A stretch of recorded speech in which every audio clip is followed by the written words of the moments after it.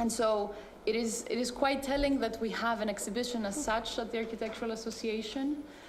One of the main questions we get at Forensic Architecture every time that we present our work is, what does architecture have to do with human rights, or what does architecture have to do with forensics or any evidentiary techniques?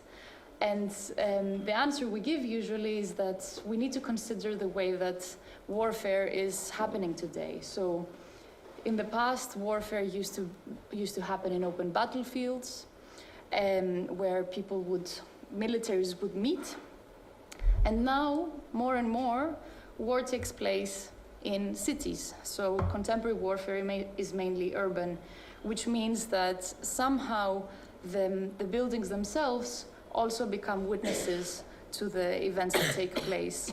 And perhaps within this kind of formulation, we can consider spatial practitioners, architects, urbanists, urban planners, as having a very specific and very unique perspective into warfare and in understanding how war is conducted. So architects know how to read buildings, know how to read the traces of buildings, know why buildings have collapsed, can understand if a building has collapsed from an earthquake, or it has been bulldozed, or it has been targeted by airstrikes or shelling. And so somehow within that kind of formulation, I'm really excited to hear the work tonight, which has these two perspectives, an understanding of weaponry and the way that it is used, and an understanding of urban planning and architecture within the kind of larger umbrella of Urbicide, a term that I think we have to be talking more and more about within this context. So it is my great pleasure to introduce the two speakers today. First, Anna de Courcy-Wheeler is an advisor for Article 36, which is a UK-based not-for-profit organization working to prevent the unintended, unnecessary, or unacceptable harm caused by certain weapons, and a member of the International Network for Explosive Weapons. Anna has previously worked on conflict prevention at the International Crisis Group, the Freedom Fund, Columbia School of International Political Affairs, and NYU's School of Law. She has begun her career in Rwanda, investigating and documenting crimes committed during the 1994 genocide, and also working on post-genocide access to justice. And Amar Azouz is an architect at Ove Arab and Partners International here in London. He studied architecture in Homs in Syria and completed his PhD in architecture at the University of Bath. Current research focuses on local and international responses to destruction and displacement in Syria and the politics of reconstruction, which is a really interesting question I would like to hear more about. His recent article, A Tale of a Syrian City at War, Destruction, Resilience and Memory in Homs, was recently published in City. So I'm very excited to hear more about it, and we'll come back with questions. Just to let everyone know, the format will be 20 minutes presentation by Anna, 20 minutes presentation by Amar, and then we will open it up for the discussion. Thank you very much.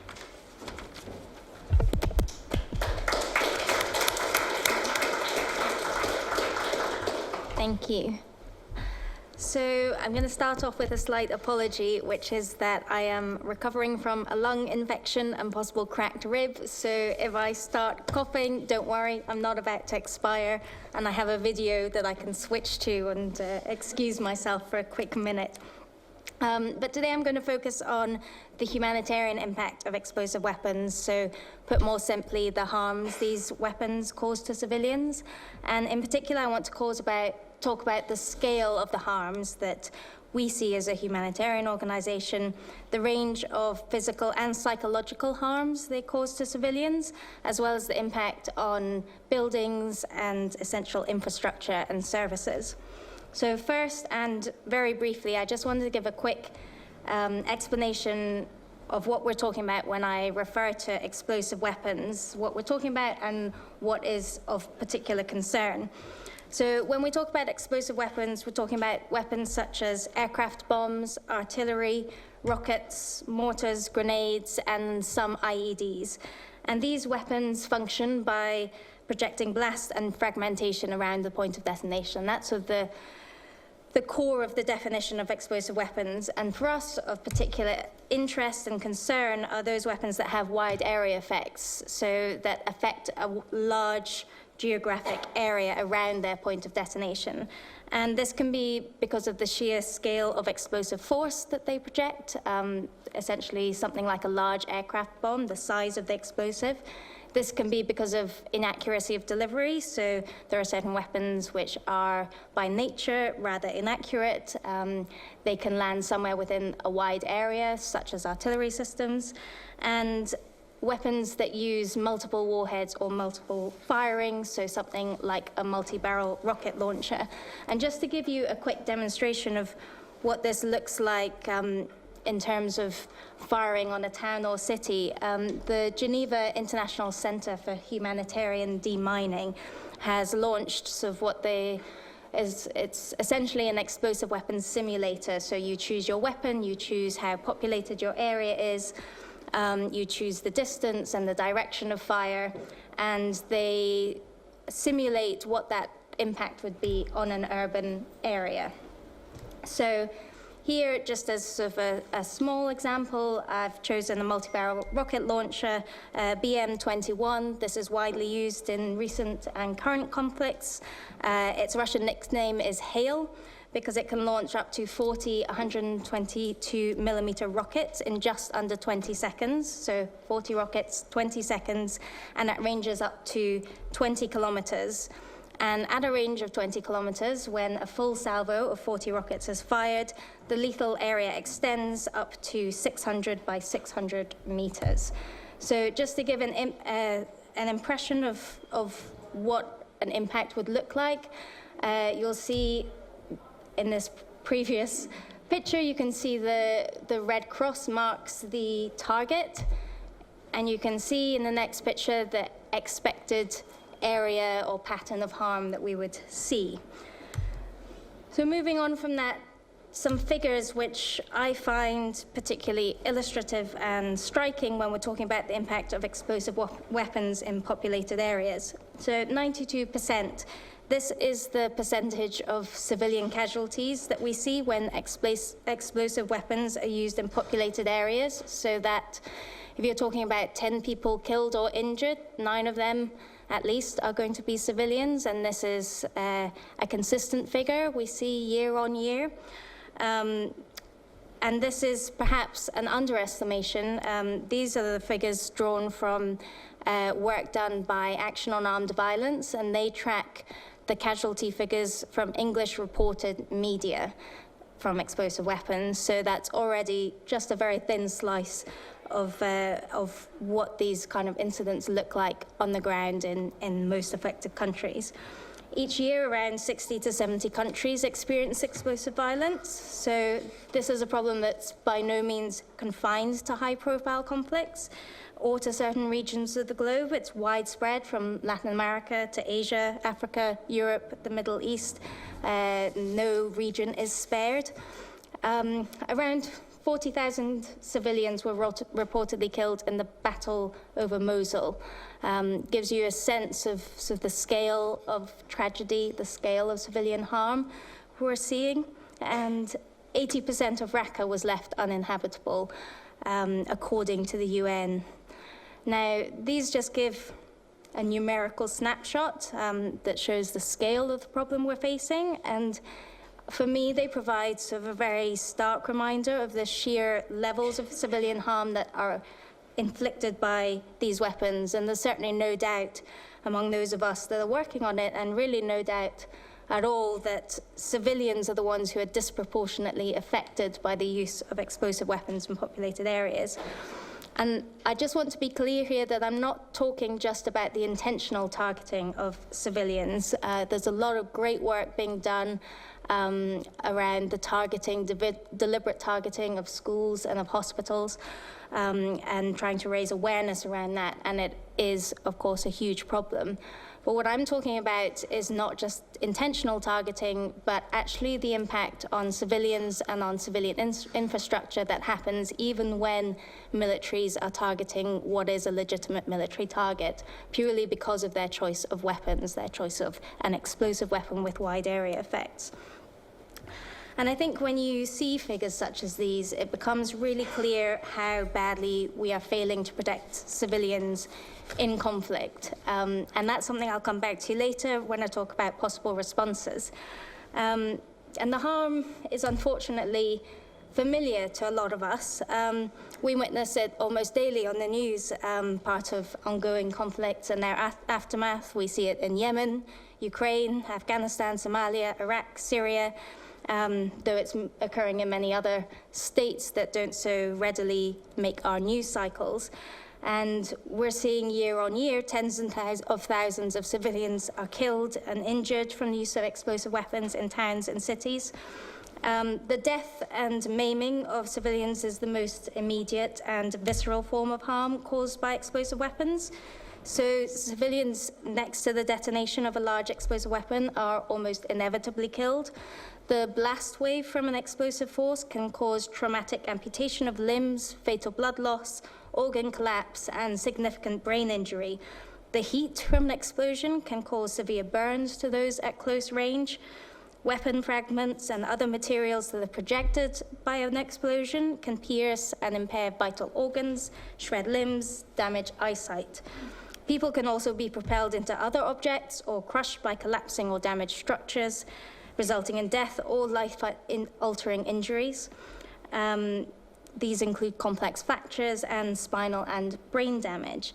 And of course, the impact of blast and fragmentation wounds can be especially acute in children whose smaller, younger bodies are more vulnerable and whose bones are more pliable and whose injuries can be particularly difficult to treat and rehabilitate. And then for survivors, the injuries they suffer can result in long-term debilitating physical conditions, including the loss of limbs, blindness, loss of hearing, and, as I mentioned before, brain trauma. And then, even once the immediate fighting has moved on, basic safety remains an ongoing concern for these civilians, not least due to the threat of death or injury from unexploded ordnance. And beyond the physical injury, those exposed to explosive weapons can also suffer severe mental trauma. I put up here a story collected by one of our members, Humanity and Inclusion, who have done a lot of work with Syrian refugees. Mental trauma can not just affect those directly affected by explosive blasts, but also first responders and medical personnel, people who experience the death of loved ones. In some cases, the loss of many family members can be subject to significant grief and psychological trauma, including post-traumatic stress disorder. In practical terms, this means they struggle to function in an occupation, in social settings, and they suffer elevated risks of chronic diseases. Exposure to explosive weapons can also be particularly traumatic to children at a critical time in their psychological development, with long-term effects on their mental health. And children living through bombardments often display significant behavioral changes, including stopping talking, severe depression, sleeplessness, and bedwetting. And augmenting this extreme level of civilian suffering is the fact that the bombing and bombardment of towns and cities impedes, even stops entirely, vital humanitarian access and aid to those in need. And certainly what might in other circumstances be a small injury can result in wounds festering, in lack of treatment, and in, we've seen time and time again, the loss of limbs and sometimes loss of life. Going beyond civilians and looking at the infrastructure and services, even more people are killed and injured due to the collapse of buildings or subsequently the damage to infrastructure that's vital to their well-being. So when we talk about the impact of explosive weapons on civilian populations and we talk about civilian casualty numbers, often we're seeing a very small, very short-term snapshot of what the real harm is. So this destruction and damage to vital infrastructure, which is often centralized in towns and cities, can leave people without homes, without shelter, without schools and access to education, without hospitals and access to medical facilities, and often at a time when medical services are most urgently needed.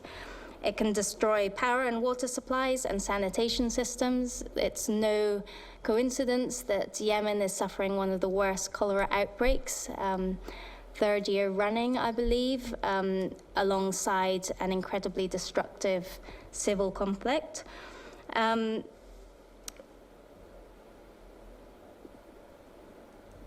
As well as destruction of water and sanitation and the impact it has on everyday health, it can also have a huge impact on the ability of other services to run, such as healthcare, which, as I mentioned, can make preventable injuries and illnesses life-threatening. This harm is long-term and the effects can be cumulative. I wanted to show this video. This was put together by the ICRC. And it, for me, demonstrates the way in which urban services in particular can be affected by explosive weapons due to their interdependence and their interconnectedness. It's only, I think, 1.5 minutes long, so have a watch and see what you think.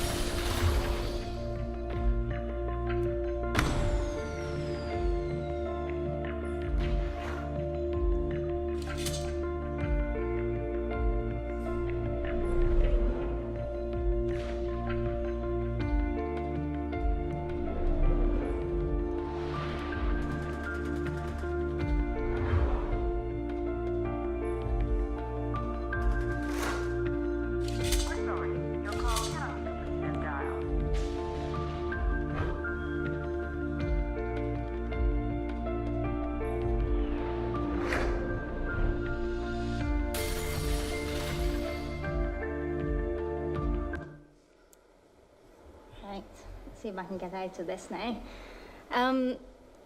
So I think what I hope that demonstrates is what I have been talking about in terms of the ways in which the interconnectedness of infrastructure, for example, the taking out of a power plant, can have a huge knock-on effect, what the ICRC and others term reverberating effects, that really affect other essential services. We can all understand that a hospital being bombed or shelled means that hospital is rendered out of use. What becomes less obvious is when services such as power, electricity, water are affected, how that then has a knock-on effect on things like education and healthcare. So, having given a brief overview of the effects and the ways in which the bombardment of towns and cities has an incredibly detrimental and destructive effect on human life and human ability to go about their daily business, I want to have a quick look at some of the possible responses. Now, I've flagged international law there because it inevitably comes up, but it's not my focus today. There are laws against deliberate targeting of civilians, but a measure of civilian loss of life is technically allowed for under international humanitarian law, known sort of more colloquially as collateral damage.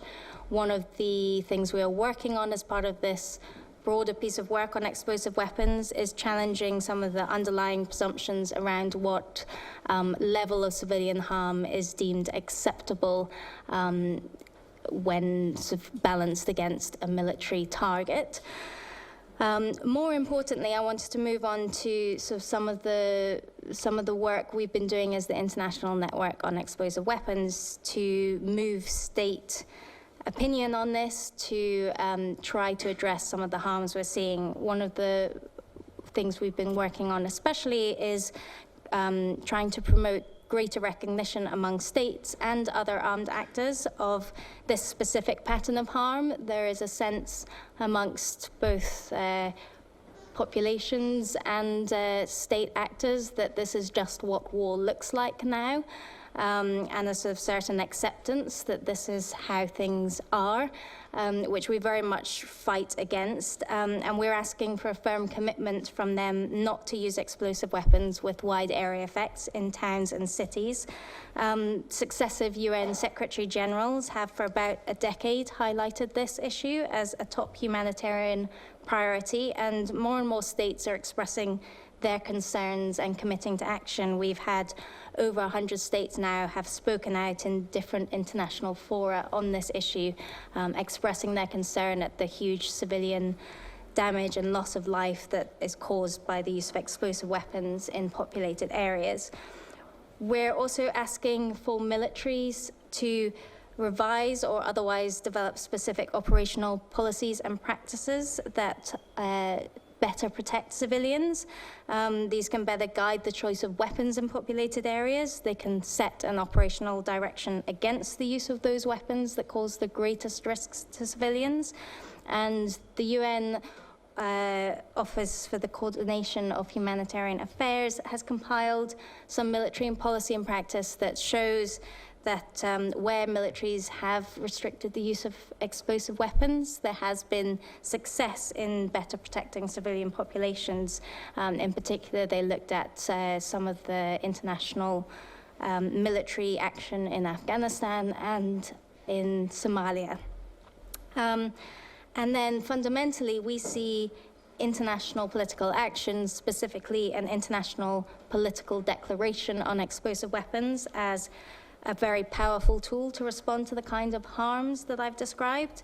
So a number of states have been leading discussions on this issue, following calls from the UN Secretary General. It wouldn't be an end in itself, but it would focus attention on responding to the specific humanitarian issues associated with the use of explosive weapons in populated areas. It would require commitments designed to drive activities that prevent and reduce civilian harm, and require action by endorsing states, such as a commitment to avoid the use of explosive weapons with wide area effects in populated areas, to develop national level policies and practice, and to assist affected individuals and communities. It would also contain a commitment to monitor the harm caused by explosive weapons to provide a better framework for understanding this humanitarian problem. And whilst that might sound like a pie-in-the-sky dream or a pipe dream, this is actually an issue that's moving. Austria has recently announced that on the 1st and 2nd of October, they will be hosting an international conference with the express aim of kickstarting a process that will lead to an international political declaration on this issue. So we are seeing movement, though we expect significant pushback from particular states, but I think we have numbers on our side in this case. So I'm going to end on that hopeful note and pass over to my co-panelist, who I'm very happy to be sitting on a panel with, as both my sisters started their careers at Arup, sadly not as architects, but it's wonderful to meet.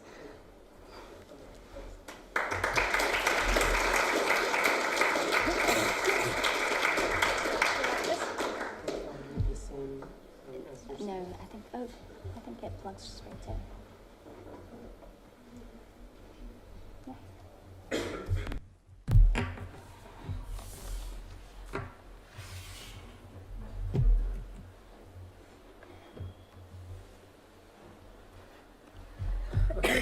Great, thank you very much everyone for coming today, and thanks Amnesty International for the invite, an organization that I admired for a very long time, for the defense of human rights, and also for opening our eyes to the horrors of war that we are witnessing in Raqqa. I mean, a forgotten city that no one is talking about, so thank you very much Amnesty and the AA for hosting this event.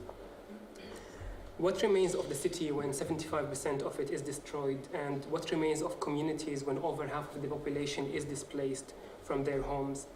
What remains when the markers of the past are deliberately erased? What remains of memory, and what remains of places we loved, and what remains of us? Over 8 years have passed since the start of the crisis in Syria. 2011 marked a turning point in the modern history of the country, with the mass displacement of millions of refugees, 12.2 million displaced people inside and outside Syria, and the changing dynamics of conflict. Amidst the killing of over 470,000 people in Syria since 2011, as documented in 2016, another tragedy has been taking place: Urbicide. The killing of the built environment and the deliberate destruction of its social, cultural, and spatial fabrics. In Homs, the third largest city in the country and the focus of this presentation, entire neighborhoods have been erased to the ground. Based on a series of interviews I have taken with Syrians inside and outside Syria, I will explore in this presentation the emerging relations between the urban past and the present as citizens struggle to survive, to sustain lives, to envision future. Memories of the pre-war Homs and the surviving parts of the city have become imagined and material places of refuge for many Homsis in the work of remembering, reflecting, and seeking to reconstruct a vanished past, but also might be used to rethink the city and to imagine its future. By using this anthropological approach to the urban and narrating the stories of Syrians at a time of conflict, I hope that this research brings the element of human agency to the question of Syrian reconstruction, an element that is always forgotten in the questions of reconstruction. I hope it also humanizes and individualizes the struggle of Syrians. Cities at war in Syria, as in Aleppo and Raqqa and Deir ez-Zor, and we see now Idlib, and for a long time Idlib, have been radically reshaped by conflict with the massive destruction of the environments.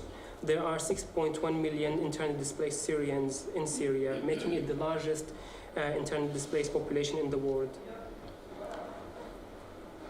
Contested, divided, and several times besieged, Homs has been transformed by the war, which destroyed the familiar and transformed the sphere of everyday life of urban citizens. Schools, mosques, churches, unfinished buildings turned into collective shelters, streets transformed into informal local markets, and suburbs were divided to divide communities from each other by urban frontier, checkpoints, walls. Entire neighborhoods have become jungles of rubble and ruins. Some people have come to feel exiled in their own city, disorientated and lost. They lose the sense of belonging to the city and to their homeland, as the structures, spaces, and the people they cherish are no longer there. In time of war, the intense destruction of the built environment involves more than the destruction of the material objects and culture. In the destruction of memory, architecture at war, Robert Bevan highlights that to lose that is familiar, the destruction of one's environment can mean a disorientating exile from the memories they have invoked. It is the threat of loss to one's collective identity and the secure continuity of those identities. Monuments, synagogues, mosques, churches, museums, and libraries become the target in the way to erase the collective and individual memory of communities. This deliberate and widespread destruction of urban environment has come to be known as Urbicide. In Cities Under Siege, Urbicide is defined by Stephen Graham as the political violence intentionally designed to erase or kill cities. Urbicide can involve the ethno-nationalist targeting of spaces of cosmopolitan mixing, the systematic devastation of means of living in modern urban life, or the direct erasure of demonized people and places declared to be unmodern, barbarian, unclean, pathological, or subhuman. The Urbicide of Syrian cities has not been limited to destruction of the markers of the past, as we saw in Palmyra and the ancient city of Aleppo. It has included people's ordinary houses and homes, expelling millions of them from their homelands, displaced within or outside Syria. The suffering of these people is not only about losing the property or being forcibly displaced, but as Camilo Buono of UCL says, it is also the powerful symbolic erosion of security, social well-being, and place of attachment. In Domicide, or the willful destruction of home, the authors have noted that the willful destruction of loved home can thus be one of the deepest wounds to one's identity and self-esteem. For both of these props to sanitize reside in part of objects and structures that we cherish. When war entered the Syrian city, it dramatically changed the day-to-day routines of citizens.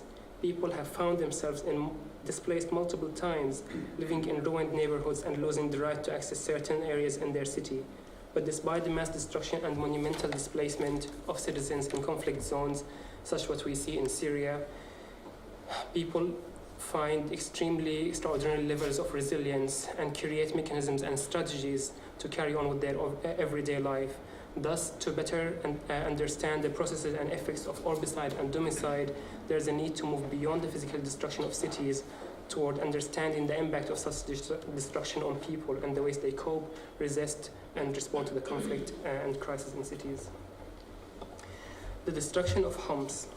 Now, the urban conflict in Homs started in the very early stages of the Syrian conflict, and the city was given the name as the capital of the revolution. Demonstrations took place in a city center, especially in this part of the city, the new clock tower, As-Sa'a Al-Jadida, clock tower, and since early 2011, Homs has been heavily affected by the crisis. Today we have 50% of Homs neighborhoods heavily damaged and further 22% of the city partially damaged. This mass destruction of tangible built environment, as well as the wider violent conflict, led to the large displacement of people in Homs. I'm showing in this screen this place where people marched in the city center, and then how this clock tower turned into a symbol where it has been recreated and reproduced as a site of memory in different places where the site was no longer accessible by people. So we can see it also in refugee camps or in other neighborhoods or cities. Displaced Homsis have either left the city mainly to other cities or to rural areas to Lebanon, or have been displaced internally in Homs. There are internally displaced people who had to flee 25 times because every time they move to the war follows them. Christine, a Syrian woman who is based now in Europe, said when she returned to Homs in 2017, the city that we used to know is no longer existing. It's ugly, ugly, ugly. Many Homses share similar feelings of pain and grief when they talk about their old loved spaces, many of which have vanished, been vandalized or destroyed. The destruction of neighborhoods has impacted on the local memory and the sense of attachment to the city that people used to know. Rami, an architect on Homs, talked about the sense of strangeness that he felt in his own city. He said, "When I first saw the destruction, I felt powerless. What can we do? Nothing will be solved anymore. I felt emptiness and everything was negative. When I was between the ruins, I felt loneliness, solitude, and distance. Distance from my people and my society. I felt a stranger in my own city." Yasmin, an architect in Homs, also told me that destruction destroys me. I wish the city is rebuilt soon because it breaks the heart. Some residents in Homs described losing their sense of attachment and belonging to the city, not only because of the destruction of the built environment, but also because of the death and displacement of many Homses. They no longer recognize the people around them, no longer are able to find the same neighbors or the shopkeepers. They are no longer able to sustain their connections and friends because of the movement and displacement and disappearance of many. Now, responses to displacement and destruction, I'll be focusing on this in this section. There are several local and international organizations working in Syria in response to destruction and displacement. I list here some of them. One of the active charities is called Jama'iyat Al-Bir, a charity that was founded in 1956, but it has now expanded enormously with the crisis. It has an engineering office which works on the rehabilitation of returnees home. In 2017, the charity, in collaboration with the UNHCR, rehabilitated 214 apartments in the old city in Homs. 1,300 people have benefited from the project. Such projects enable IDPs to return to their ruined homes and bring back life to the damaged areas in Homs.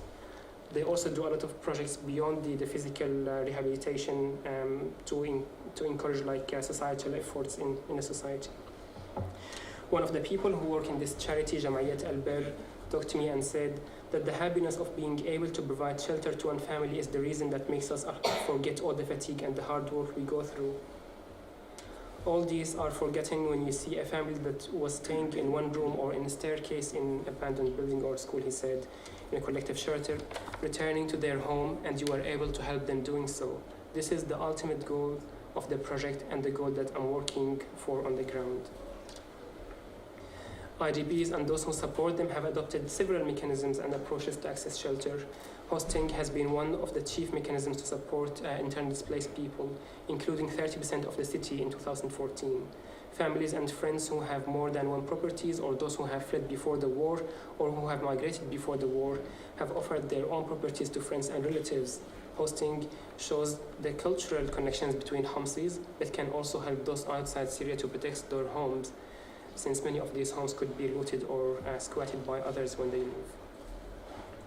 Another primary response to displacement has been the emergence of collective shelters, where IDPs live together in shared spaces in schools or mosques or churches or unfinished public buildings. These are a few examples of the current rehabilitations. The market in Homs, one of the UN agencies, and a palace or a restaurant you can see destroyed in 2014 and then rebuilt in 2016. Beyond the work of the local and international organizations, there are individuals who are working by themselves since nobody is helping them. And one person told me everyone is an architect in Homs now, which means that because of the challenges that there is no enough response to the challenges that people have to. This person has multiple degrees, but he's cleaning his flat every day. He has been displaced 9 times so far, and he said, I hope that the 10th move will be back home. There I'll be living with my family together. Now, moving to the question of memory and remembrance. At a time of destruction and displacement, Homsis have sought refuge in memory. With the emergence of plans to reshape entire neighborhoods of Syrian cities, local architects and citizens are reconstructing and renegotiating the past of their city, aiming to restore its identity and cultural heritage and the sense of self-belonging. Social media sites have been created to archive, document, and represent the different parts of the city, to record and remember how the city looked like before the war.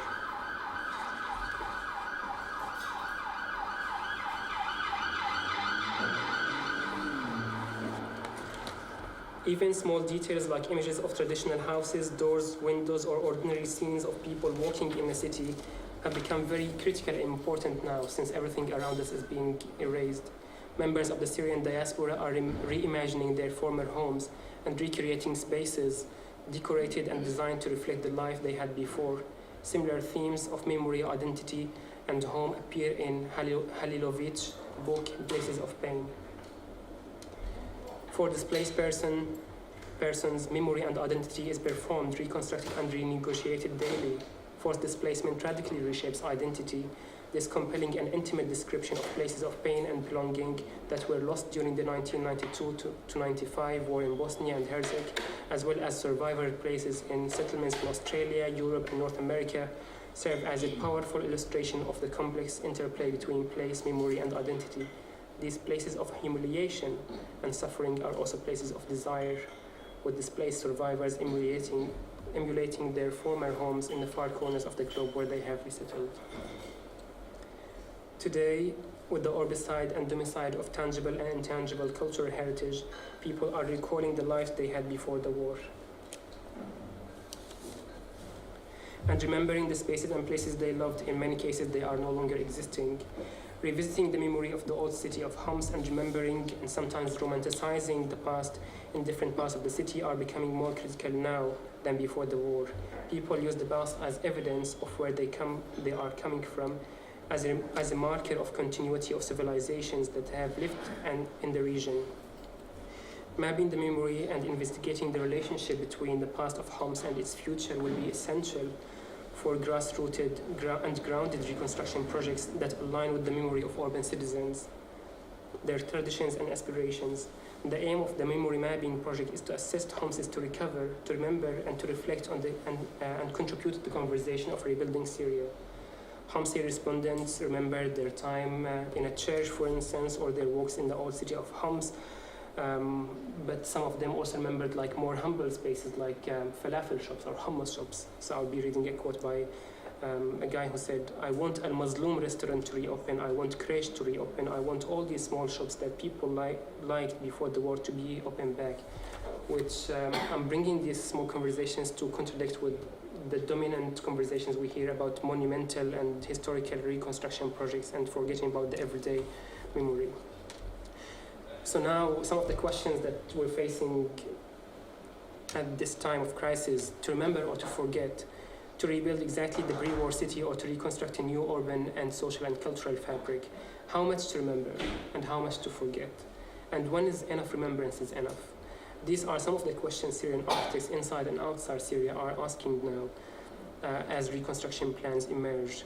Some have very extreme opinions, as Grace, who is now Syrian Christian living in Qatar, who said that Homs and its old city should be completely destroyed and rebuilt again from scratch. For her, the wave of destruction during the war should be followed by more waves of destruction after the war. However, most of the architects I spoke with have contradicting opinions on this. The future will be good, Yasmina said, if we as architects and societal specialists are able to build a bridge between the past and the future. If we were able to architecturally bring the city back to its characteristics, and as a society, if we were able to bring back the humanity, the love to help each other, spreading hope and healing the things that have been broken, then the future will be better. But this will take time. I'm optimistic about a better future and the need to learn from the past and its mistakes, so we don't repeat them.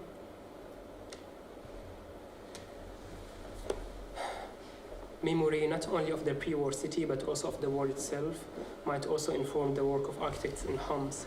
Preserving the scars of war is a route that many post-disaster cities have followed, like the remains of the Berlin Wall or the Coventry Cathedral that was kept as it is, ruined, or the remarks of we see on the V&A or Tate Britain here. Both to remember the past and as a caution to the future. In Ruin Lost, the critique Brian Dillon asked, why are we fascinated by ruins? He suggested that ruins recall the glory of the civilizations and a certain end of our own. Ruins stands as monument to historic disasters, but also provoke dreams about futures from destruction and decay. Ruins are bleak but alluring reminders of our vulnerable place in time and space. And I think it's important not to forget what we went through by whitewashing through reconstruction, whitewashing memory of the war and the horrors of war through reconstruction. Remembering the times of war instead of erasing them will be crucial for the future of Syria, to reflect and remember and to never forget the grief and the pain and tragedy of millions of Syrians. Now, this is just a final slide.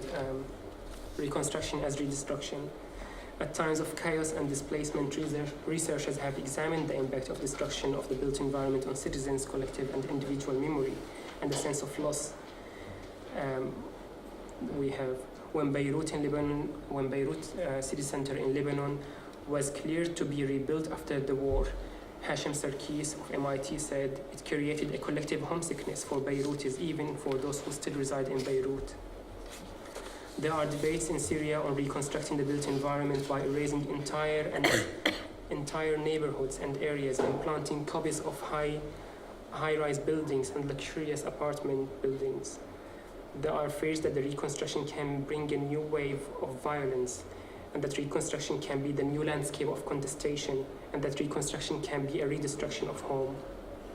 these destructive constructions will be on the land soaked with the blood of our beloved Syrians and on the bones of dead people. Thank you very much.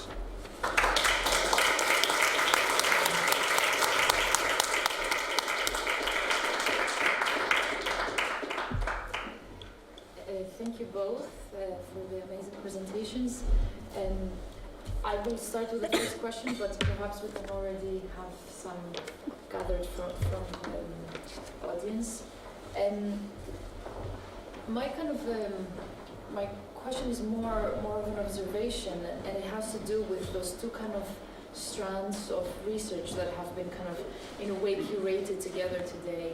And one of them seems to be talking about the particularity of the technology that is used in order to create Urbicide, right? So, an understanding that those weapons are not designed for cities, and understanding that the weapons are indiscriminate, that they're not precise or accurate enough. And somehow, going along with this argument, we could argue for optimization. We could argue for more precise weaponry. And the question there is whether this is enough, because we have cases where we also have drones that are quite precise, that are used for quite specific targets, and yet we still have civilian casualties because, again, the kind of targeting there is also a matter of intelligence that happens from the ground, and it's very difficult in cities to know who is in a building at any given moment. So one of those arguments is, let's figure out a better way to conduct war. And then there's another understanding that goes on a kind of a different way of thinking about this, which is explosive weapons and the use of lethal force in that scale not only deactivates the target, but it completely reorganizes life. It completely changes the frame of reference. It's both destroys vital infrastructures and frames of reference that are more cultural or ways of life that have to do with either a kind of a domestic way of life, or cultural way of life, or a family way of life, a very kind of basic understanding of identity. And so while kind of observing those kind of two strands of thinking and within those kind of beautifully presented kind of contributions, I would like to ask, how do you consider your role as practitioners of different kinds in somehow enacting change? How do you consider both your role and our role as bystanders, passive or active bystanders, in kind of allowing, both passively allowing this to happen and actively somehow doing something to express our discontent? And how can we think both as civil society, but also as professionals and specialists and experts, in ways that we could challenge that paradigm, we could challenge what we see through this very specific case of herbicides in homes? How could we think differently about it, and what kind of let's say active operation, or what kind of practice could become operative in various fields and forms? How could we actually influence decision making in order to enact change? Take it. I think it's really a complex and complicated question to think about this, because it's beyond our control. It's in the hands of governments and fighting groups. But what we're witnessing these days in these new wars in cities and on cities, that we can see that not even one building is targeted or a specific site, but this destruction of mass areas are being used as collective punishment of people. So it's not only that we want to fight one group, but we want to fight everyone supporting that group, and we want to destroy all this neighborhood because we don't want them here. So that's the reason. But another point that I wanted to touch on in regards to Urbicide, that we can also witness what we call the peacetime Urbicide, or the Urbicide out of the fighting context, where, yes, because as in the quote I said, that people who are seen as unmodern or poor or people who live in informal areas or informal settlements, they can be targeted and their neighborhoods can be erased within the years of war, but not because there are fighting groups in that area, but because they don't want them here, they want to erase them, they want to punish them. So that's the shift from focusing on one specific site or one specific building towards deliberately destroying the neighborhood. But maybe you know better than me about. Yeah, so I can maybe talk about a little bit about our approach, which is sort of a humanitarian disarmament approach, which essentially sort of has, I guess, two key elements. One is promoting a better understanding of the issue we're looking at as a humanitarian problem. So promoting a more nuanced understanding among audiences such as this, but also amongst governments, diplomats and militaries about the impacts of their weapons choices and not just in the immediate term. There are some militaries that sort of do some level of casualty recording. The techniques vary and vary in efficacy, but sort of trying to show the broader picture beyond that, beyond sort of immediate, the immediate deaths and injuries that they can see by satellite or by drone.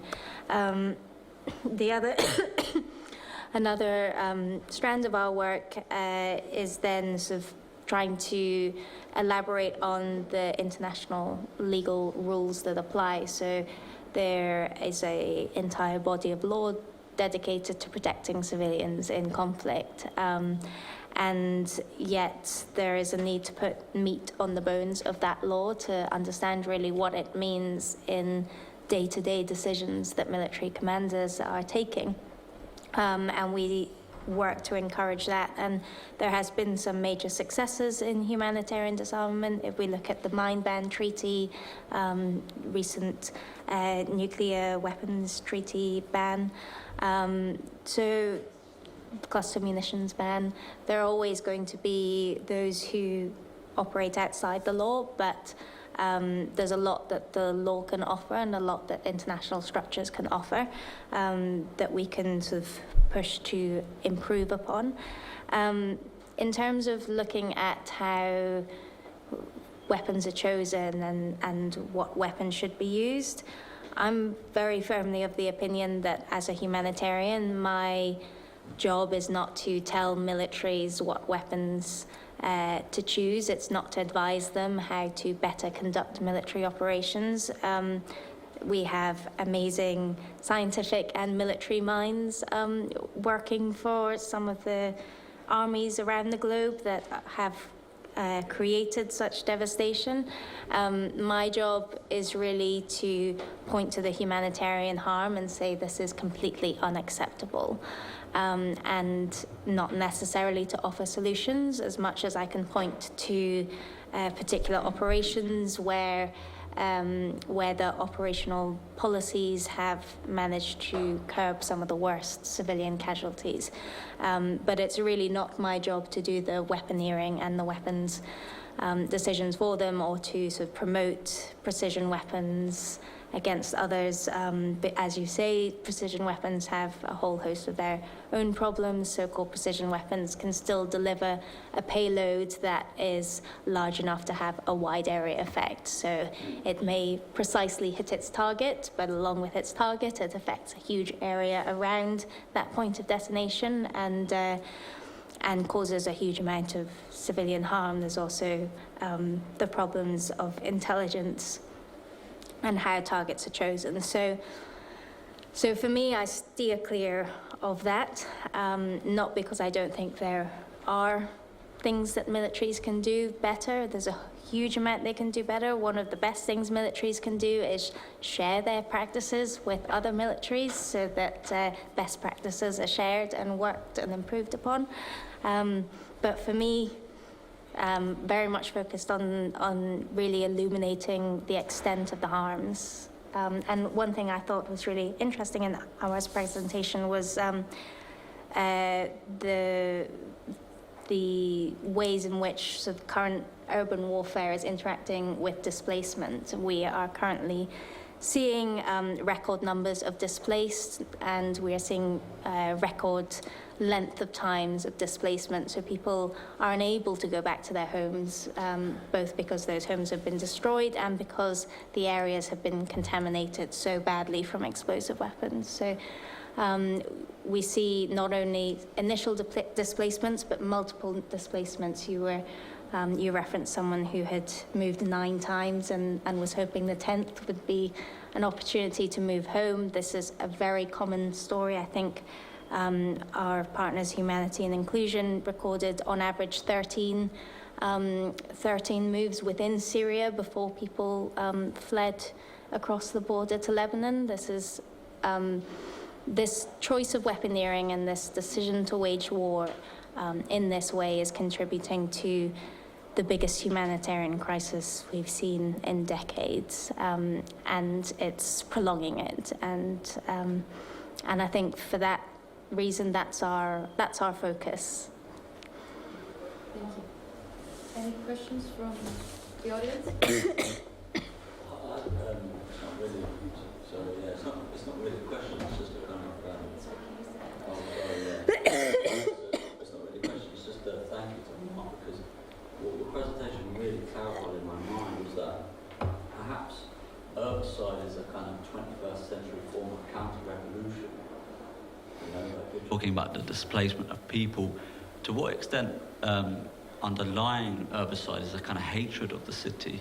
You know, you talk about a love for the city with the people within it, but the people that are actually destroying it, do they hate the city, do you think? Do you think that this is a form of counter-revolution that we're going to see more intensified in the 21st century? I mean, is that kind of what you're saying in your presentation, or? No, I mean, I like what Hashim said. He's also in the same book, in The Resilient City, when he described the destruction of Beirut in the time of reconstruction. He said that that there was a sense of losing the belief or the trust in the city, and there was a sense that people felt that there is a need for the city to be destroyed. Like, let's say, many people before the war in Syria thought of problems or challenges in the city, but not in a way to destruct the city and to rebuild a brand new one. But of course there were many problems and challenges, but I'm not trying to say in my presentation that people felt that way, but there is still that attachment to the space, attachment to the small spaces, to the story of the city. But now what we're witnessing, there are people even with good intentions who are calling for leaving the city and abandoning the city. So there's a proposal that was published at the RIBA by a Syrian architect calling to say that the city is dead and we have to leave the city and go somewhere else. And that's what he said. Like, he put a proposal with a new region. I mean, that's the narrative that some people are coming with, and that's what the architect who was based in Qatar also said, that the city is full of problems. Now is the time to destroy everything and start again. And before the war, I remember when I came to Southend's and Hani presentation, they talked about a project that was called the Homsis Dream, which before the war called for destroying the city center, destroying all these humble buildings and building brand new high-rise buildings and tower blocks, which many people supported and many others were against. And that was the first time where people who are the shop owners and the people of the city marched in the street and said, we don't want this to happen, and this stopped just before the crisis. So there was that push and pull. So there were some few architects who called for this, and like till now with the type of education that you can sometimes get in Syria, you can be taught that anything, all that is not good, that you have to remove it. So you can have people who come from that perspective and they say, if a building is 40, 50 years old, why do I have to keep it? And why do I have to keep the social and the cultural fabric of the city? So you have many people like this, even they could have good intentions, and that would be very dangerous if it will happen in the future. I don't know if I answered your question, but yeah, thanks.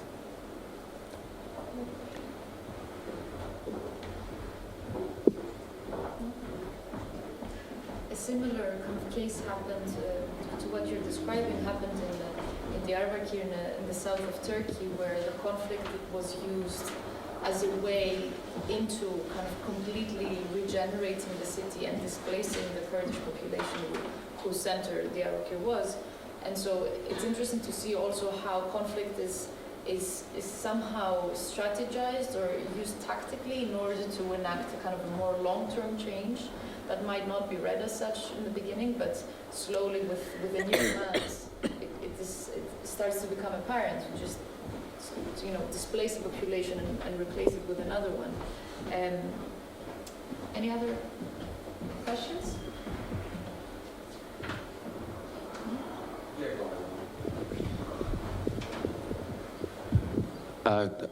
First of all, thank you for both your presentations. But one of the things I thought interesting was you brought up Robert Bevan's book, Destruction of Memory.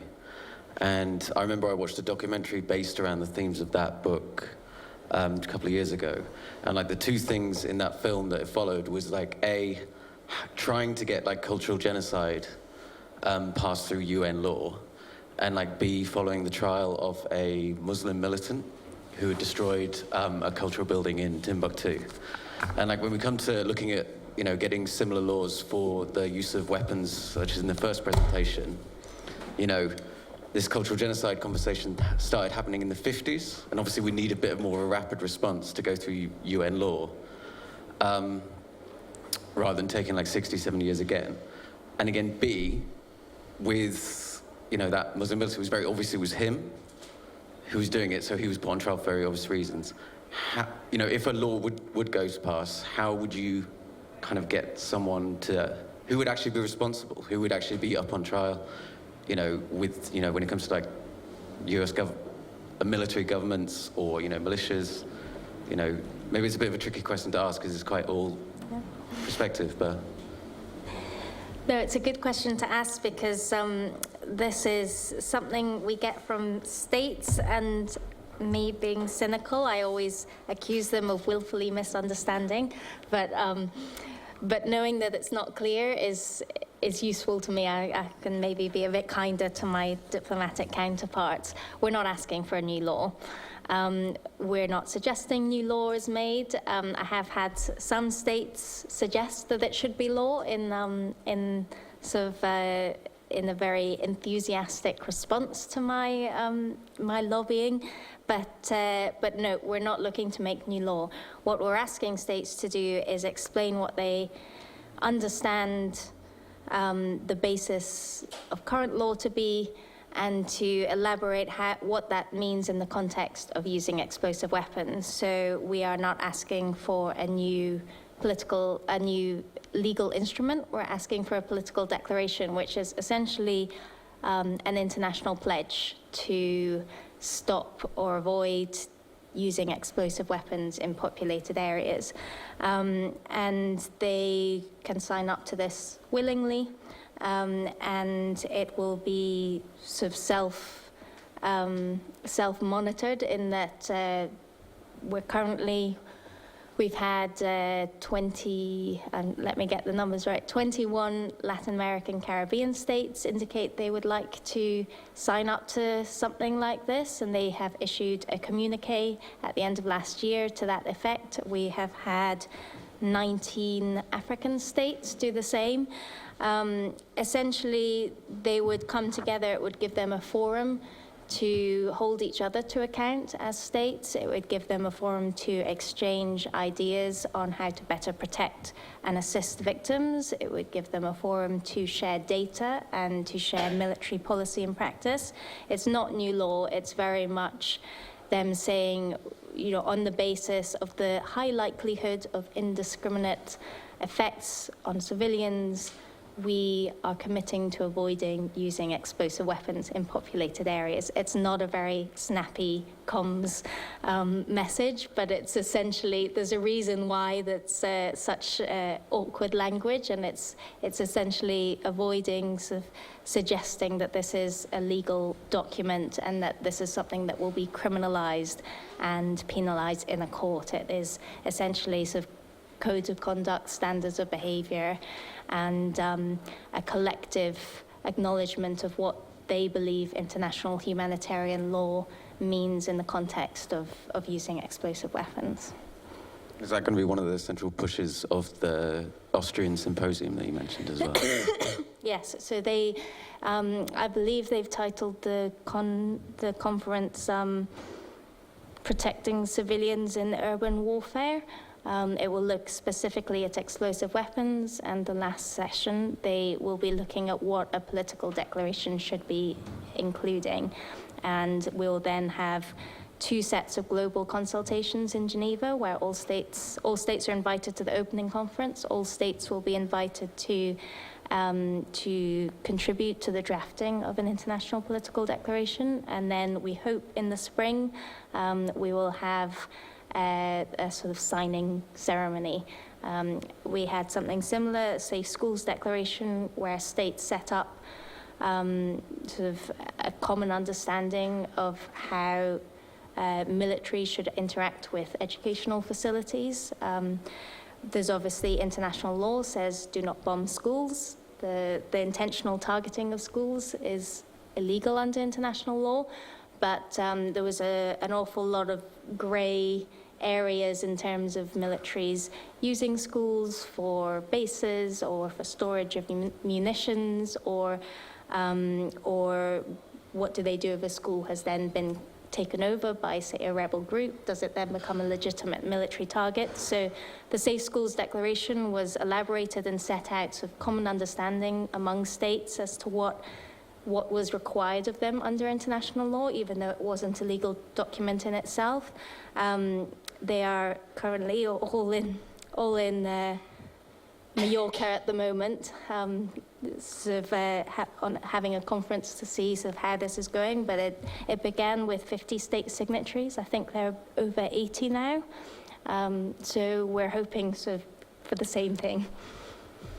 Just to add a little bit on this, I mean, Helen Wallace, like here, and my colleague Susanna Joy, they were organizing a workshop, fabulous workshop, and Robert Bevan was chairing some of the sessions, and it was on getting evidence on the destruction of cultural heritage, where they brought people from all over the world, from different backgrounds, from military, from law, and they mentioned, of course, the case that you noted in Timbuktu, but I don't know if I can ask the chair if Helen would be interested to comment on this or anything. Or? Well, we were interested in criminalising accountability and justice. So,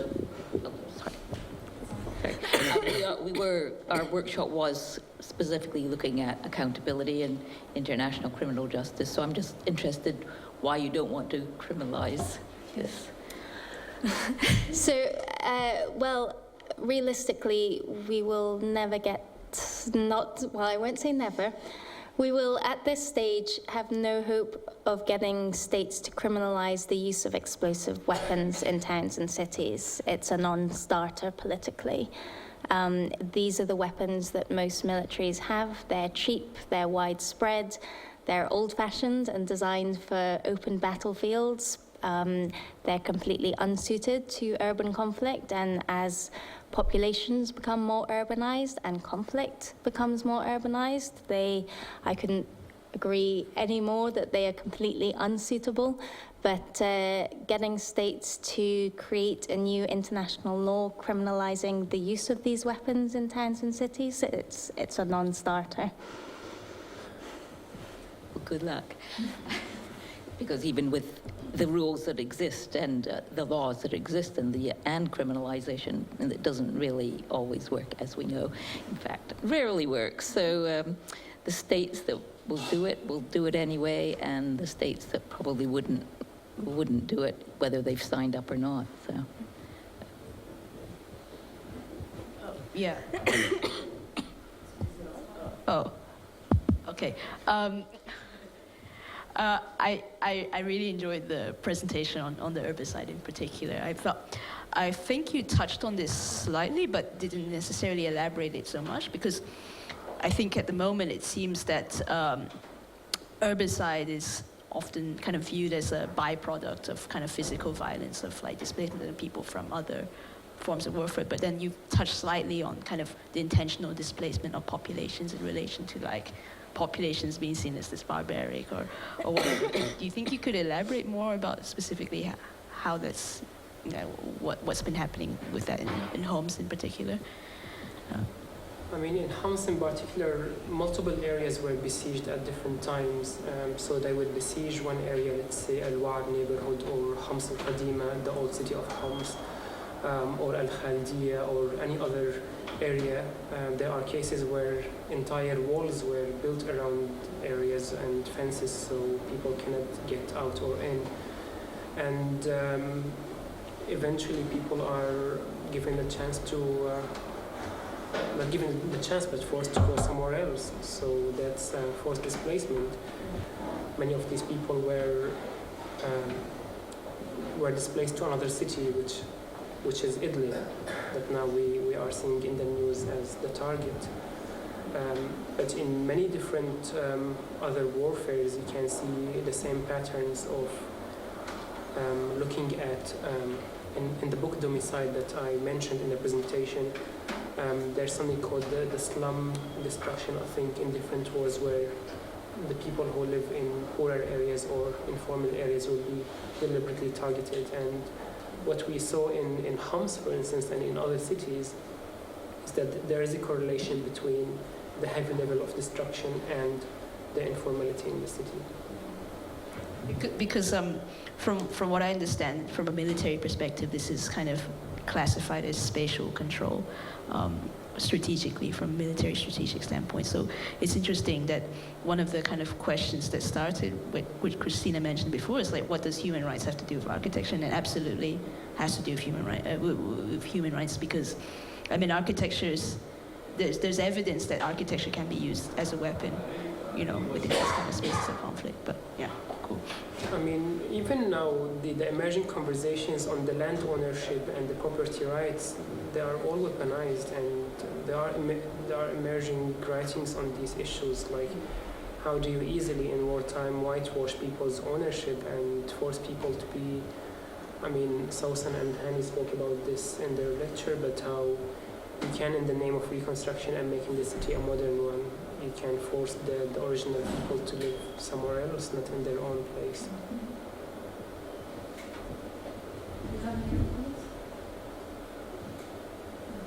I think on that note, I think we should probably set up a whole new series of talks about how architecture is weaponized, but I think for today this is a great way to end it. Thank you very much. Good.